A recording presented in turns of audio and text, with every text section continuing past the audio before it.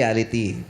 Habang tumatanda ka bilang anak at tumatanda yung nanay mo bilang nanay, araw-araw, pakunti ng pakunti yung oras na pagsasamahan niyo. Diba? Kung pwede nga lang yung habang tumatagal, humahaba yung oras. Hindi eh. Sa life, habang tumatagal, umiiksi yung oras niyo. Together. Yes, lalo na kung maraming ginagawa pareho. Totoo. Di ba? Minsan na lang magkita. Kaya bawat pagkakataon na kayo magsasama, importante na gawin. Gamitin natin yung pagkakataon na yun. Yeah. Buti magkasama pa kayo, no? Opo. Oo. Sarap kaya yun sa nanay, yung ganung pakiramdam.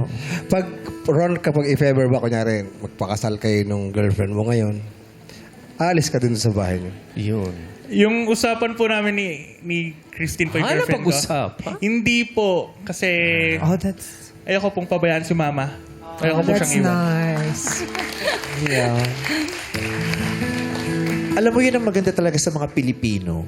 Kasi nung nagpunta ako sa Japan recently, nakwento sa akin nung kaibigan kong matagal nang nakatira sa Japan. Ang pinoproblema nila sa Japan ngayon, hindi na masyadong nag-aanak ang mga Hapon. Ang problema nila, populasyon. Ayaw na nilang masyadong mag-anak. Maraming mag-asawang hindi na nag-aanak. Sabi ko, bakit? Sabi niya, tapos may dumaan na matanda. Yung matanda naglalakad, tumatawid, ganyan yung matanda. Sabi ko, grabe yung matanda. O, sabi ko, naglalakad siya. Sabi niya, yan yun. Sabi ko, ano ibig sabihin? Kasi kaya ayaw na nila mag-anak. Dito sa Hapon, pag matanda ka na, iniiwan ka na ng mga anak mo. Pag habang tumatanda yung mga anak, bumubuo sila ng sarili nilang buhay at naiiwan din yung magulang sa bahay. Kaya nga yung mga bahay nila maliliit. Kasi habang tumatagal, kumukonti din naman ang laman ng bahay. Kaya ang rason nila, tayong dalawa lang rin naman ang matitira sa ending. Bakit magdadagdag pa tayo?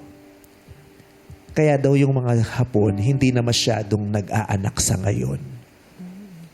Diba?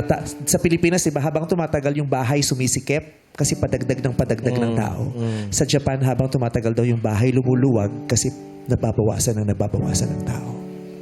Sa Pilipinas, hindi. Di ba? Hanggat maaari. Di ba? Yeah. Hindi lahat, pero mas madami pa. Ako, naniniwala ako na mas marami pa rin Pilipino. Hindi. Family pa din. Di ba? Sama ko pa din yung nanay ko. Di ba? Sama-sama. Hindi ko iiwan yung nanay ko hanggat kaya ko. Di ba? May negative yung na dulot, pero may positive din na dulot. Yung ganong masyadong close tayo sa ating mga pamilya. Pero ako nakikita ko yung ganda nun. Di ba? Imaginin mo, hanggang ngayon, 23 na yung anak mo, pero yung anak mo, hindi pa rin bumibitaw sa paniniwala na ikaw pa rin ang gusto niyang makasama kahit magkaroon siya ng asawa. Yes po, kaya mahal na mahal ko yan eh. Diba? Nararamdaman mo ba yun minsan? Yung takot, yung fear na, ay, nagsimula kami ilan, tapos taging 3 na lang. Ay, matanong ko nga po muna, yung asawa niyo po, Nang kabilang bahay. Nangabilang bahay. Oh. Kaya natira kayong 3 na lang ng yung 2 anak mo at saka ikaw, tapos ngayon 2 na lang kayo. Yes, po. Nararamdaman mo ba yun? Minsan may mga araw bang pinapasok ka ng takot o pangamba na, parang malapit na akong mag-isa. Kasi syempre yung mga anak mo, hindi mo naman mapipigil kung paano nila bubuuin ang kanilang mga buhay. Hindi ko naman po naramdaman yung takot kasi binigyan naman po ako ng assurance ng mga anak ko. Kahit yung eldest ko po na nag-asawa na kahit tumira siya sa ibang bahay, nandiyan pa rin naman siya para sa akin.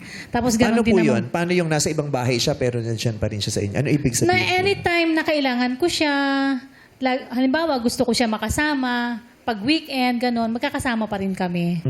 Ganon.